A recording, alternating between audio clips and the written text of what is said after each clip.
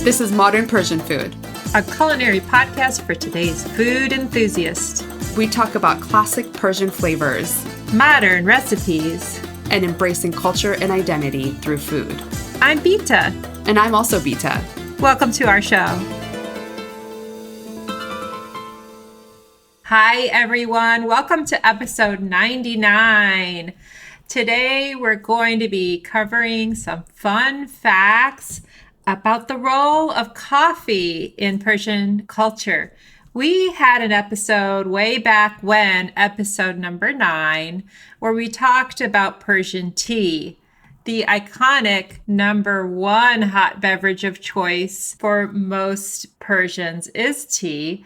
But coffee does play a really important role, and we thought it'd be fun to talk about it. I'm joined today, as always, by the lovely Bita June. Hi, Bita. Hi, Bita June. How's it going? Good. So today, I thought it would be fun to talk about one of my favorite morning beverages, coffee, but specific to Persian culture. I've noticed that it seems like the coffee houses are becoming more trendy in Iran. I also want to talk about Turkish coffee and also just in general how Persians like to drink their coffee in some of the interesting ways like instant and beyond. So as most people, if you've been listening, know, I haven't had tons of opportunity to go back to Iran. You've had a little bit more opportunity to go back, at least growing up. But let's start off talking about the coffee houses in Iran. Yeah, the qahvehkhune sunnati, like the classic coffee houses. Let's talk about the classic ones first. So the classics when I think about like Persian coffee houses, I'm instantly transported to a coffee house that I went to in Isfahan, Zira Pol Siyosepol, along the Zayandaru River. There's a beautiful song by the artist Moin that talks about the river and the Siyosepol. دلم میخواد به اصفهان برگردم بازم به اون نصف جهان برگردم برم اونجا بشینم در کنار زاید. The classic coffee house, you're sitting at these little like kind of areas where they're like low benches and like a low table, and you have these big cushions pushti along kind of like the walls, and they're kind of like some sections are kind of sectioned off so you can be like a big group, or they have just little like tables set up, and in some instances there may be like a hookah, a galyun that you can partake in if you like, or that they're making these coffees. And the thing is it's always served with some sort of sweet. So you're going to have like little cookies or sugar or something like that. And it's kind of like decorated in a very classical Persian decor. So you have like pictures on the wall of like old Persian paintings, sometimes poetry, or scripted out in beautiful calligraphy. And the decorations can be kind of like some ornate Persian art or different artifacts and things like that. So it's like when you want to get kind of like a classic Persian feel, these are the qahvehkhune sunnati, which is really kind of fun to participate in. But these days, the cafe environment has kind of changed. It's more than just coffee. I think you can talk about that, some of the experiences that your mom's had recently, but you can get like a more broader array of different drinks than just coffee. So do you want to kind of talk about some of the stuff that like the more modern and current coffee houses are having in Iran? Sure. Yeah, a little more modern. This info is from my mom who had a visit in 2019, pre-pandemic, and she was able to visit with her brother and see some of the beautiful cities. But she was telling me just yesterday about some of the coffee houses in Tehran and just outside of Tehran. And they just look like so much fun. I found the photos in her phone. So interesting. A lot of times at the same place where she was ordering the beautiful cappuccinos and lattes with the art on them, in the same photo would be a beautiful fresh pressed juice. In one photo in particular, we'll try to share it maybe on social media, but the juice was layered, almost like ombre style, where there was like an orange layer on the bottom and then a kind of a green layer and then another layer on top with the fresh fruit decorated. And my guess that juice drink, I think, was probably like a cantaloupe melon. It looked so refreshing. And then maybe either celery. It looked like there was like a celery stuck. Or honeydew. Maybe, yeah. And then I think apple, and then it was foamy, like really fresh, like very fresh. So the juice was there and everything just decorated. And then, of course, I caught a couple cigarette butts in there along next to the fresh fruit little juice. ashtray there. Yeah. Yeah. So yeah, full cafe experience. I think probably they partook in a cigarette or two. And then beautiful pastries. There was a little pastry of some form with pashmak next to it. And I think you commented on one that had ice cream in it with a special rim. Yeah, I love that picture. It looked like an affogato or something with like coffee and ice cream mix. And just the attention to detail. I really loved how like the rim of that bowl had like sprinkles on just the rim. So it was just like so beautiful. And I really do think that like when it comes to that, like Persians and these Persian coffee shops and just Persians in general, like there's so much attention to the details, like rimming the bowl so that you could put sprinkles on it, or even like the straws.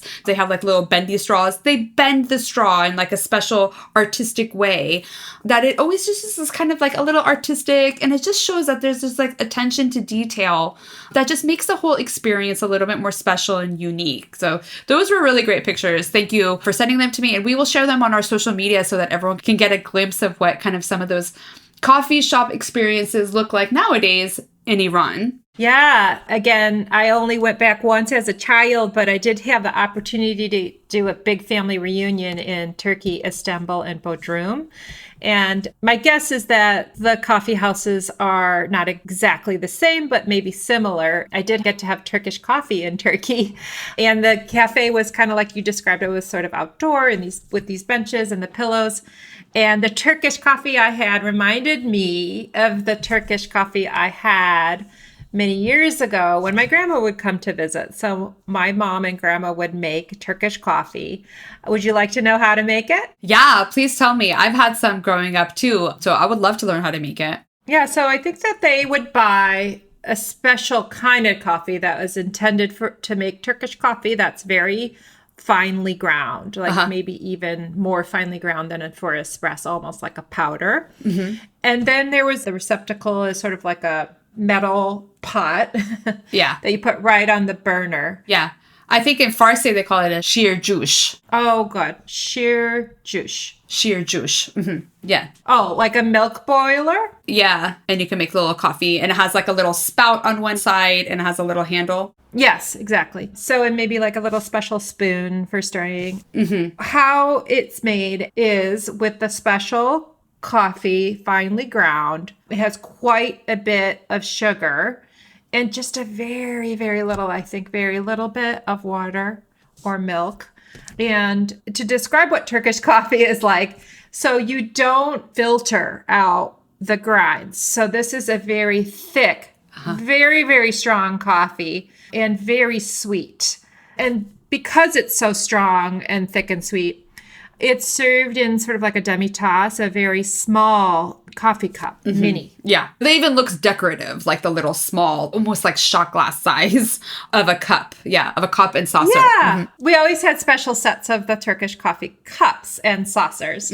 Growing up, my mom had a boutique. She was an artist and an artist of oil painting and fiber arts, and she had a boutique. And her shop was next to Kilimanjaro, so it was kind of like a college town funky vibe. Just a beautiful creative woman who was like the gypsy of town, and she would do fortune telling. She'd get women together and she would have someone come do tarot cards or Turkish coffee. But my own grandmother knew how to read a cup.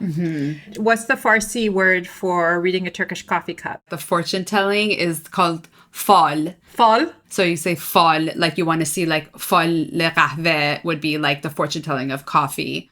Yeah. So I have memories of, I guess I was a teenager, joining these ladies for these coffee parties. And it was exciting because you wanted to know, you know, what's your future? And we would drink this coffee and it was like, wow, like an instant jolt of like extra excitement, which is sort of what I have right now for the amount of coffee I've had in anticipation of this episode. But you drink it and then you turn the cup upside down. You cannot drink every last drop because it's so thick.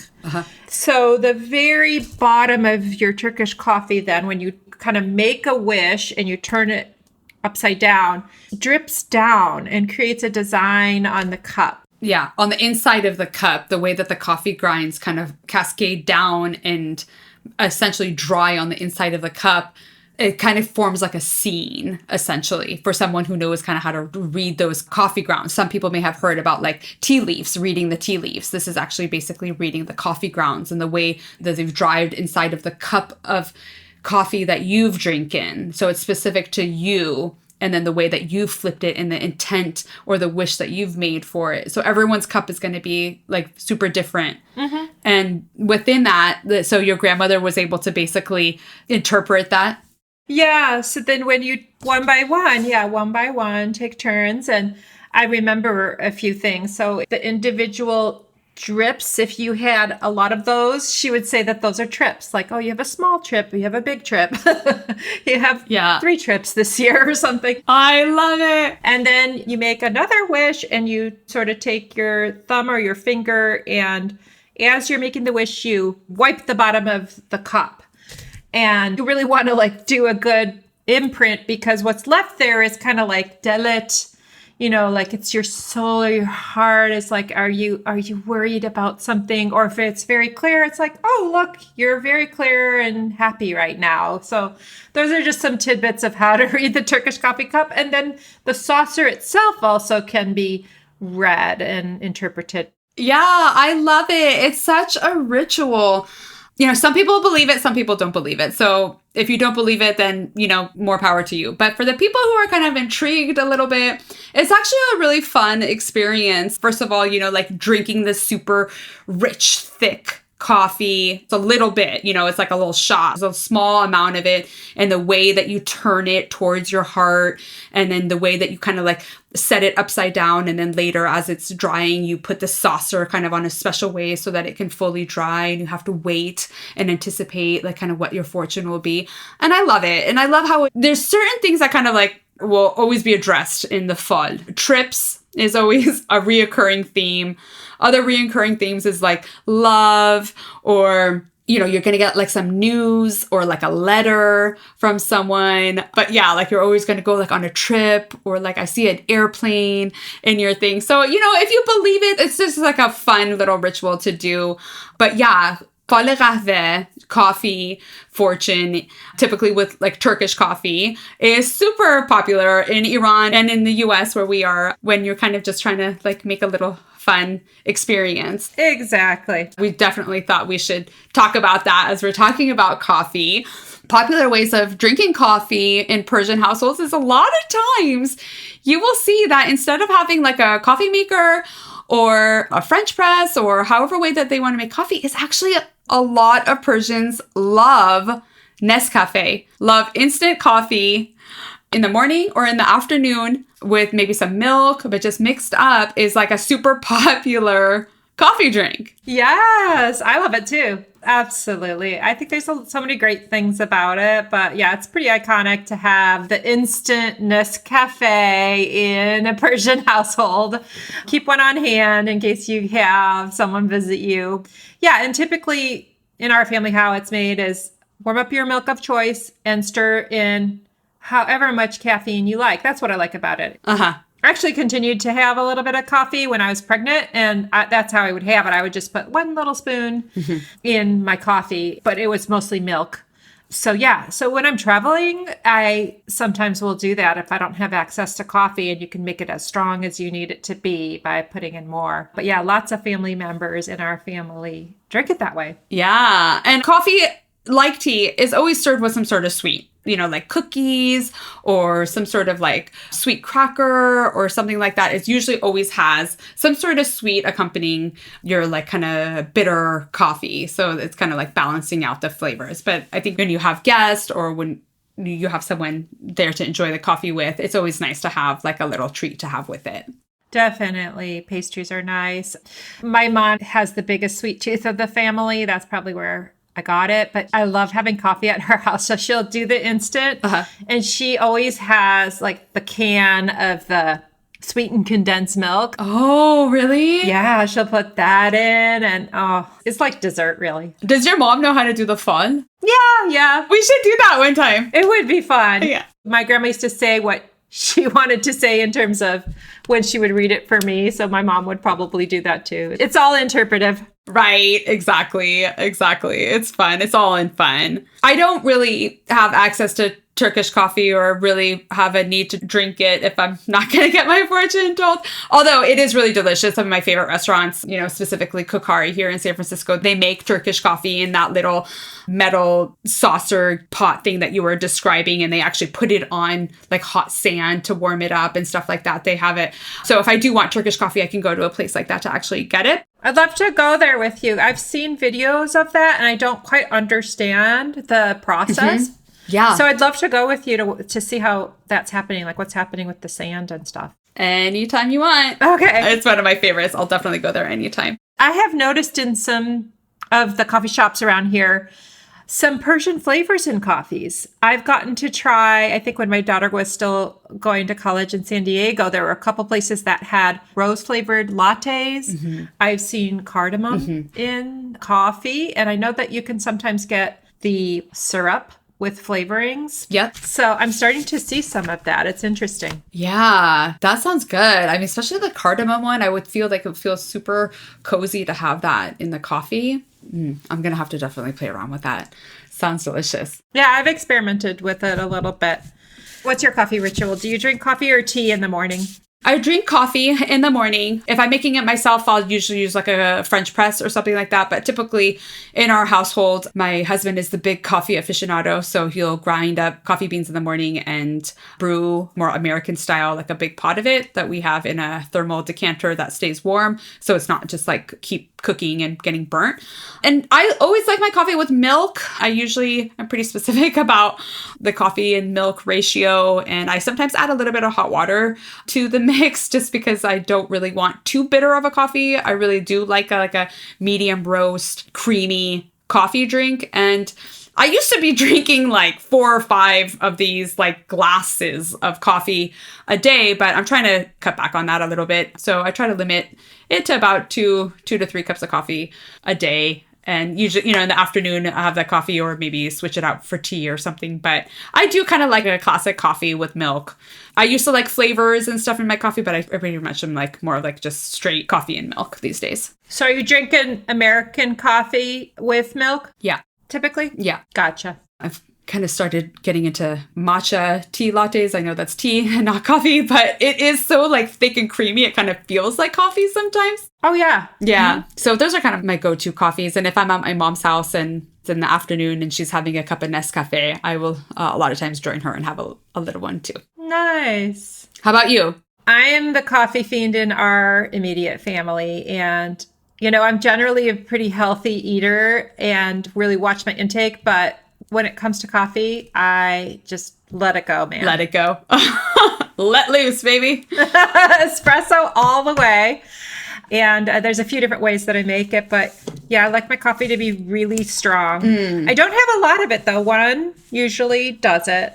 2, like today, I think I had a little too much because I wanted to remember all the ways. But yeah. So how I make espresso is typically with a French press. I have multiple sizes depending on how many people are joining me. Our young adult girls sometimes do join me. And so in that case, I would use the bigger French press. Sure. I have individual espresso maker, which is pretty cool because it's economical. It's called an AeroPress. I don't know if you've seen them, but it's a way to make espresso just for your 1 mug. Okay. But my husband drinks tea. He's full-on Persian tea guy, so coffee doesn't really necessarily agree with him. Sometimes I'll have a decaf with dessert.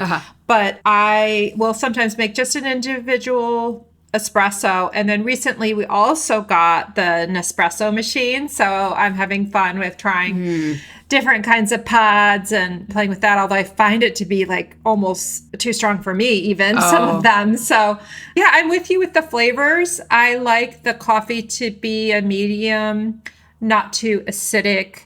I I like breakfast blends. I actually like Dunkin' Donuts. Original blend is good. And then with the Nespresso, I like the Columbia is nice. I know that Trader Joe's has a good breakfast blend too. So those are sort of my personal favorites. Yeah. And I love going out for coffee. I love the designs and I love the experience. As far as the add-in, I can do a little bit of milk, but a lot of times I'll get oat milk. That's sort of trendy these days. Yeah. This was great. We have an Ask the Beats today from Elika of Organizing with Elika from Instagram. Okay. What do we got? She's wondering, what is the simplest Persian dinner recipe you make? Oh, simplest Persian dinner recipe. That's a good question. If you need to think, I can answer it. Okay, you go first. The simplest, and this is probably like 3/4 Persian. It's not all Persian, but what I'll do is if I want to make a Persian-inspired dinner is I will make rice in the rice cooker. That's really easy for me. Yes. Masta khiyar, if I have cucumbers, or even if I don't, I'll just add, a little salt, maybe a little garlic or mint. Hopefully I have mint, cucumbers if I have them. And then I'll make my grandma's chicken. Depending on the night, my chicken might have saffron and carrots and potatoes, or it might have barbecue sauce. So that's my go-to dinner. That sounds delicious. Anytime you want me to come over, you could just make that for me and then I'll be very happy. Okay. You know what? You're going to laugh at me when I say this. But I mean, I could say a few things here. But I do have to say that I've been really working on making a very easy tagine.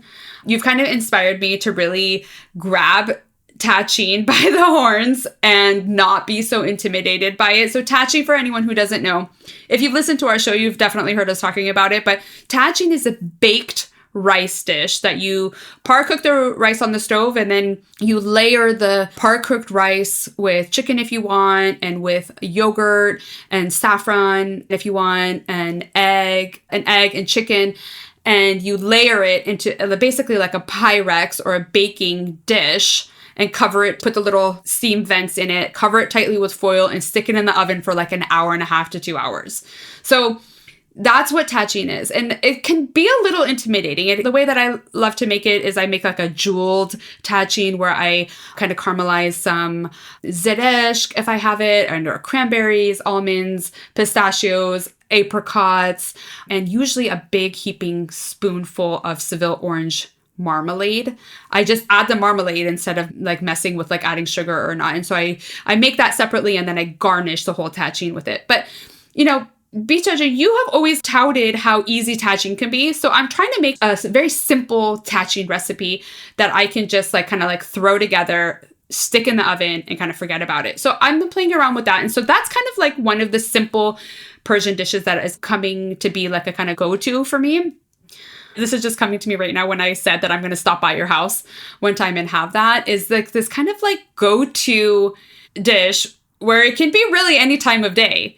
But if you have someone pop over and you just want to have a meal to share together, is doing 2 eggs sunny side up with maybe a few dates on the side, or maybe if you have a few tomato that you put around the edges of it, but just basically doing a nimru, basic sunny side up eggs. You know what? If I have someone who came at my door right now, a friend who came over my house right now and said, Beata, I'm starving, give me something to eat, I'm going to make her a nimru with some delicious organic eggs with bright orange yolk, a lot of olive oil, maybe a little bit of sumac on top of it. But if I had to break it down for a simple Persian meal, I'm giving you eggs. I love that. And I love your modern version of the tagine with the marmalade. That's so original. Thanks. Yeah, and absolutely with any night and making it easy. That's why I call it a Persian chicken and rice casserole. Yes. Yeah. Because you just bake it. But yeah, the eggs with that was your dad's thing with the dates, right? Yeah. Khorma malus was something that my dad used to always make. And it's actually just like a comforting, cozy dish that, I have a good friend who, when she stops by, if she's hungry, I'm going to give her eggs. And, if I want something and it's late and I don't have dinner and it's just me, I'm going to do that. I love that. I guess if I do have a crowd, I think the simplest thing could be like a tagine. And also there's a lot of the stews and stuff like that. That's just a lot of just braised vegetables, and you can add meat if you want to or not. And in your case, throwing the rice in the rice cooker. I cook my rice on the stove just because it's just easier for me and I don't have to take up the counter real estate. Yes. But yeah, like, you know, if you get that rice easy and then just put together like a side salad of like a mastokhiyar or like a sara shirazi or something, then you're all set. Delicious. Wow. This was so much fun. I love talking about coffee.